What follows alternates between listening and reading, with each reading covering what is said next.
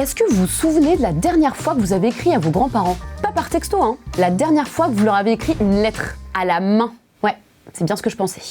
Aujourd'hui, c'est beaucoup plus tentant d'envoyer un texto à mamie que de lui rédiger une carte postale. Pourtant, ça fait 10 ans qu'une start-up française fait tout le contraire avec une gazette familiale en papier.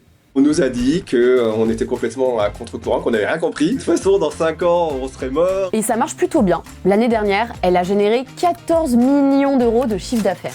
Bienvenue dans la secret sauce de Familéo.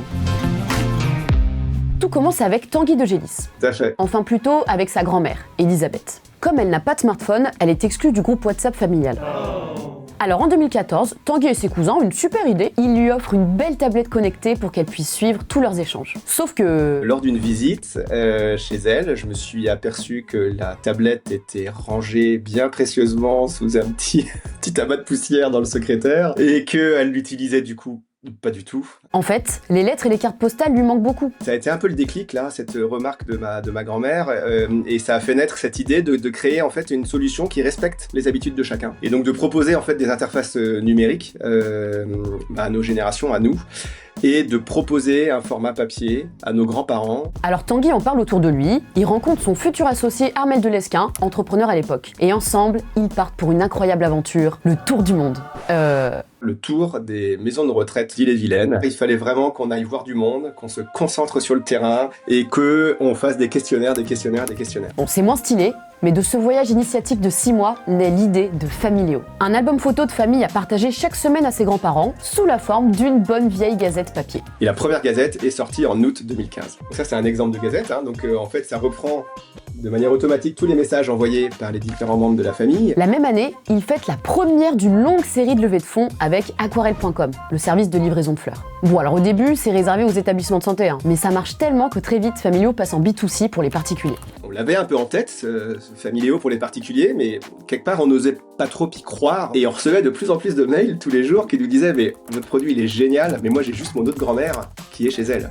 À quand la version à domicile ?» Et ces mails s'accumulaient jusqu'à un moment où on s'est dit « Bon, il faut qu'on y aille. » Et en décembre 2016, la première gazette pour particuliers est reçue à domicile. Ça prend très vite, parce qu'elle ne coûte pas cher. C'est d'ailleurs le premier ingrédient de cette secret sauce, un prix très abordable. Si jamais vous souhaitez offrir une gazette Familéo à vos proches, vous devez payer un abonnement. 5,99€ pour une gazette mensuelle ou 17,99€ pour une gazette hebdomadaire. Et ça a été un gros sujet dans la création de Familéo. Ça a été c'est un vrai parti pris pour nous de proposer une offre qui soit la plus possible accessible. On a passé énormément de temps à travailler sur ce prix et sur la rentabilité qui va avec. Ouais.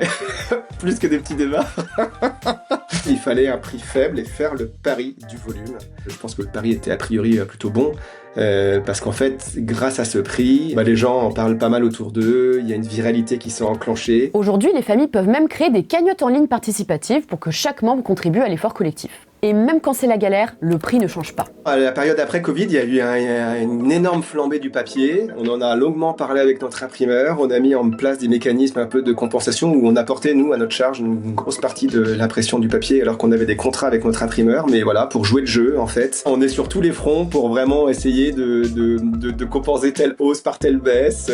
Et de travailler en permanence. Donc c'est une vraie expertise quelque part qu'on a développée aussi en interne. Et ça paye, sans mauvais jeu de mots. En 2018, Familéo compte 100 000 contributeurs abonnés au service. À ce moment-là, ils reviennent de loin, parce que c'était vraiment pas gagné. C'est le deuxième ingrédient de cette secret sauce, à contre-courant de la French Tech. Parce qu'au début, on se moque pas mal de leur idée. Ça nous a coûté quelques difficultés, notamment à lever des fonds au début. On nous a dit qu'on était complètement à contre-courant, qu'on n'avait rien compris, que les gars, c'était plutôt dans l'autre sens, qu'il fallait passer du papier au digital.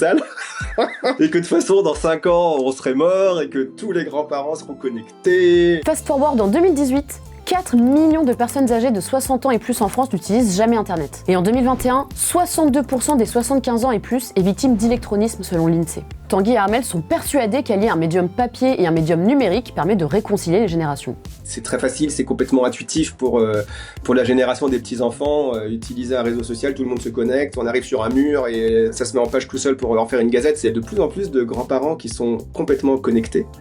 mais qui veulent recevoir quelque chose de tangible, qui veulent recevoir cette petite gazette qui est en fait le recueil familial, les recueils des infos familiales du mois, le mettre sur la table basse, le lire, le relire, l'archiver. Le confinement leur donne raison. En 2020, Familéo atteint les 700 000 contributeurs, soit une augmentation de 25% par rapport à l'année précédente. On se sentait un petit peu en décalage, et encore plus il y a 10 ans, où en fait c'était vraiment la course à l'usage, c'était la course au téléchargement, c'était la course à l'utilisateur. On a toujours été assez méfiants vis-à-vis de ça et on s'est jamais inscrit dans cette approche-là. On a eu une approche assez industrielle en fait, c'est-à-dire qu'en fait on a tout de suite voulu avoir du chiffre d'affaires.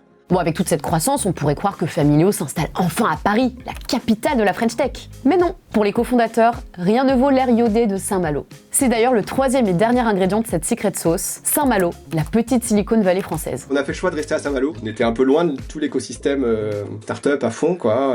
L'avantage de rester en Ille-et-Vilaine, c'est de créer des relations bien plus solides qu'à la capitale. On a été soutenu d'une manière assez extraordinaire par tout l'écosystème local, que ce soit le département, que ce soit la ville, même la région. Probablement que c'est plus simple d'émerger dans un cadre comme celui-ci qu'au milieu de toutes les startups parisiennes. Et pourquoi se contenter du terrible métro boulot dodo quand on a le bronzette galette trempette? On a toujours été ravis de revenir à Saint-Malo et de pouvoir potentiellement, en rentrant de Montparnasse et en arrivant à la gare, aller piquer une petite tête le soir et se dire quand même que c'est quand même sympa. Et le fait d'être à Saint-Malo, en fait, nous rapproche peut-être un peu plus même de la Silicon Valley et de ce que peuvent vivre les entrepreneurs à San Francisco. Et même dans les bureaux, c'est la grosse ambiance. En guise de décoration, Familéo expose les centaines de lettres de grands-parents reconnaissants.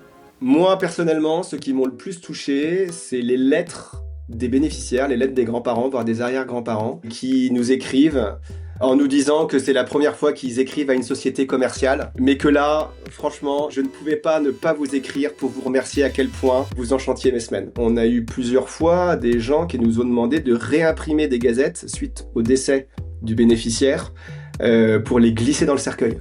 Et voilà, la tonalité est triste, mais ça fait prendre conscience, ça nous montre à quel point ces gazettes étaient hyper importantes pour ces personnes. Familéo a clôturé l'année 2024 avec un chiffre d'affaires de 14 millions d'euros et 1,8 million d'utilisateurs actifs. Le tout sans pub, ni grosse campagne de com, mais grâce à des prix abordables, un esprit de contradiction et la Bretagne. On espère que cet épisode de Secret Sauce vous a plu et qu'il vous a donné envie d'appeler mamie et papy. Dites-nous dans les commentaires si vous utilisez Familéo et abonnez-vous pour suivre nos prochaines vidéos.